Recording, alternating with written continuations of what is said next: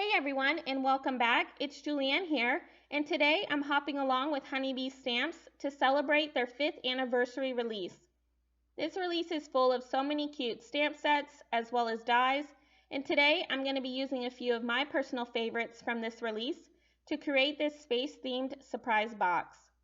And for the supplies I'm going to be using today include the new Far Out Friends, the Stellar Sentiment stamp set, the new surprise box card base die, as well as the new Twinkle Twinkle background stencil. And for my card today, I started off by stamping out pretty much every image from the Far Out Friends stamp set. To be honest, I haven't been able to put this stamp set down. I just love all of these images that are included. There's a really cute space boy and girl, as well as some fun aliens, planets and stars, and some other fun images so you can make your own space scene. And today I'm going to be stamping all of my images using some VersaFine Onyx Black ink, and I'm going to stamp those onto some Express It blending cardstock. And since I do plan on doing some Copic coloring today, I am going to have to emboss my images using some clear embossing powder, since VersaFine Onyx Black ink is not Copic market friendly. I love adding this extra step with my images. It gives me a really nice raised outline, as well as I love that shine it gives the outline. So once I have all of my images stamped out, I'm going to add some clear embossing powder, and then I'm going to emboss them using my heat tool. And to save some time in this video, I am going to be doing all my coloring off camera, since I really wanted this video to go into detail about how to assemble this new surprise box.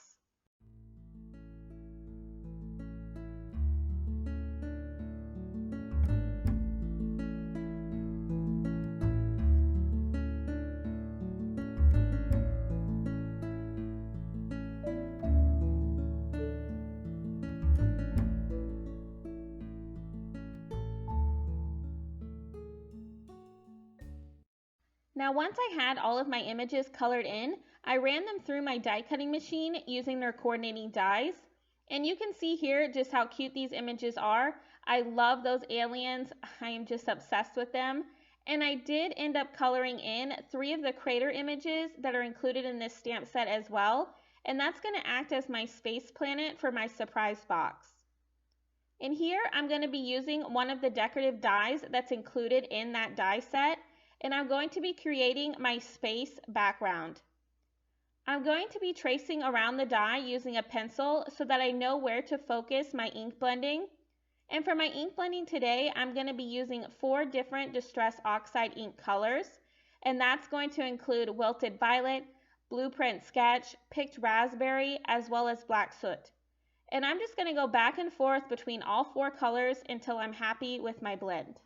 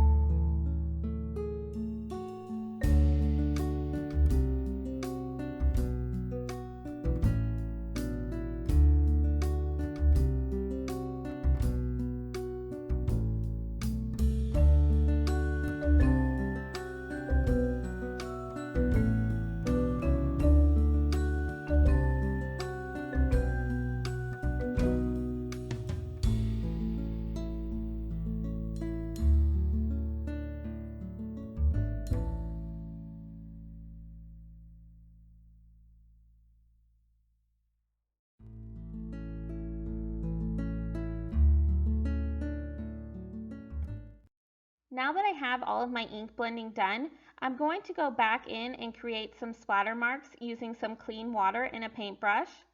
And once that was all dry, I ran that panel through my die cutting machine using that die I showed earlier a total of 4 times. And I'm going to temporarily adhere those panels to the back of my Twinkle Twinkle background stencil using some purple tape. And to add those stars to my background, I'm going to be using some pearlescent embossing paste. Now you can definitely use whatever paste you might have on hand. I do know that they are no longer making this certain paste anymore, but this is what I had in my craft room.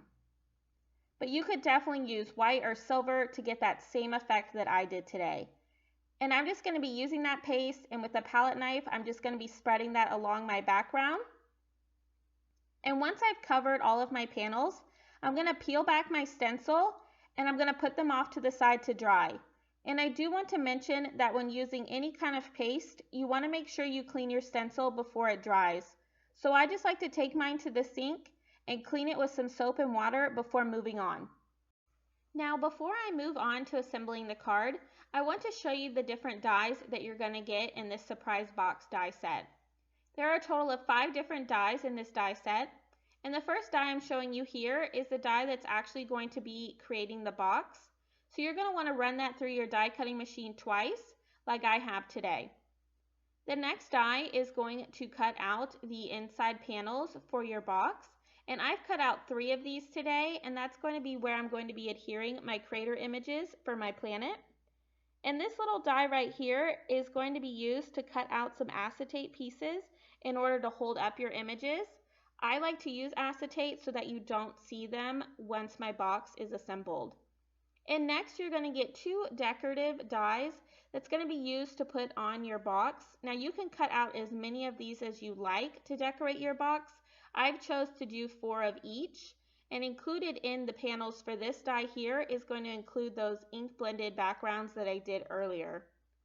And so now I'm going to move on to actually assembling the box.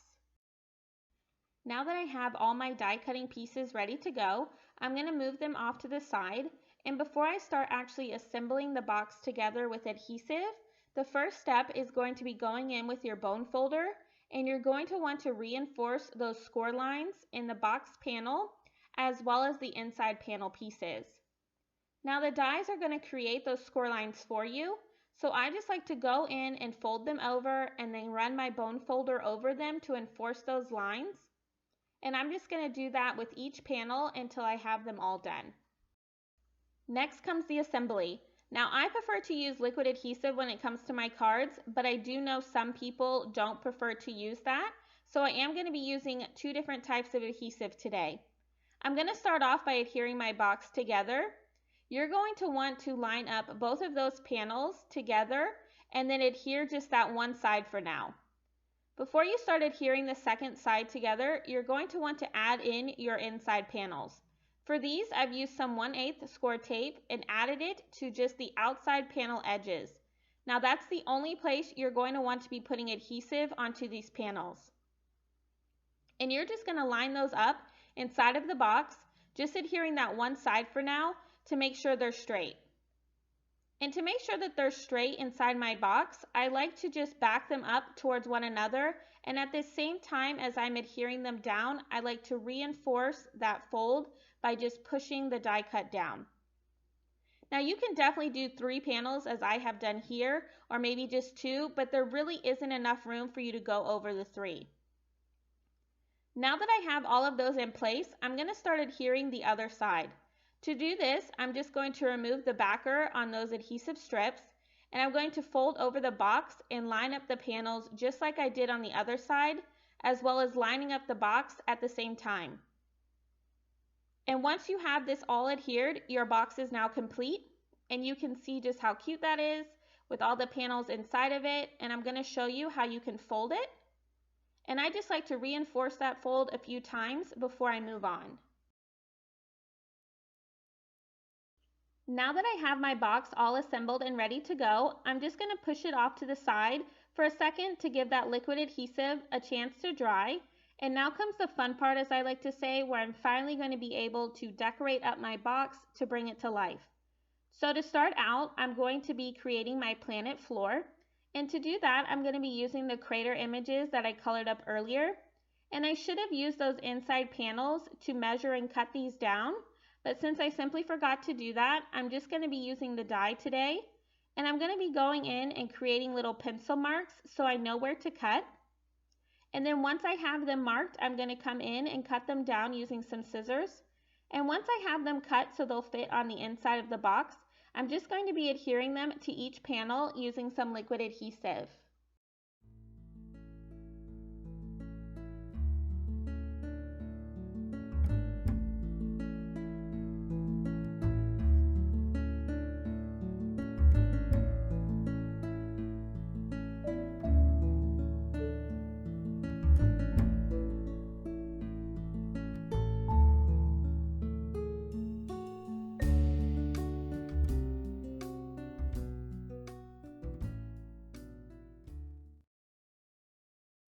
Once I have all of those images adhered, I'm going to reinforce those fold lines, as well as test that my box can still open and close and that nothing's obstructing its way. And as I add in all of my additional images, I'm going to continue to test this throughout, just like this, to make sure that everything is still working. And here, I'm just going to add those decorative panels onto the inside of each flap. And like I said earlier, you can make as many of these as you want. You can put them on the inside of the flaps, as I have done here, as well as adding them to the outside, and you can even add some to the base of your box. But for my card today, I'm just going to stick with the 4. And now I'm going to move on to adding in all of my colored images, and I'm going to be adhering each one of them to a piece of acetate, and then adhering that behind each of the inside panels. The die that comes in this set that is meant to cut the acetate, those pieces were too small for my images today, so I just trimmed down some additional acetate using my paper trimmer, and I'm going to adhere those behind my larger images, and then I'm going to adhere the bottom part of that acetate behind each panel. And a little added touch that I like to do when creating cards like this is I like to add a panel to the back of my box in order for a message to be written to the recipient. And for my card today, since my box is black, I did that with some white cardstock. And I'm just going to continue to add in all of my colored images until my box is completely full.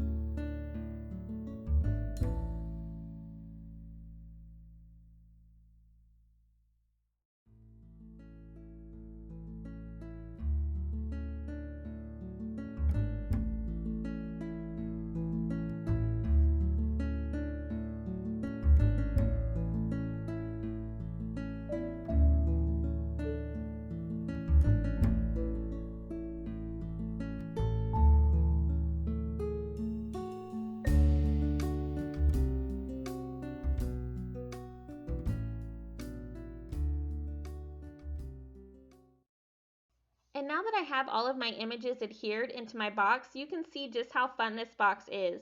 And you can put anything in your box. You can recreate this space theme if you want, or maybe do a card with a bunch of flowers, maybe add some bees, do some other images in there. The possibilities are really just endless. And to finish off my card today, I stamped in white heat embossed sentiments from the Stellar Sentiment stamp set onto some black cardstock and cut them out using their coordinating dies. And I'm just going to be adhering those to my front panel, and that's going to complete my card for today. I want to thank you all for stopping by and spending some time with me. Make sure to hop along with the rest of the design team for some more great inspiration. And if you like this video, make sure to give it a thumbs up, as well as subscribe to my channel for more card making videos. All the supplies I used in today's video will be listed and linked down below in the description if you are interested. And as always, have a wonderful day and happy crafting!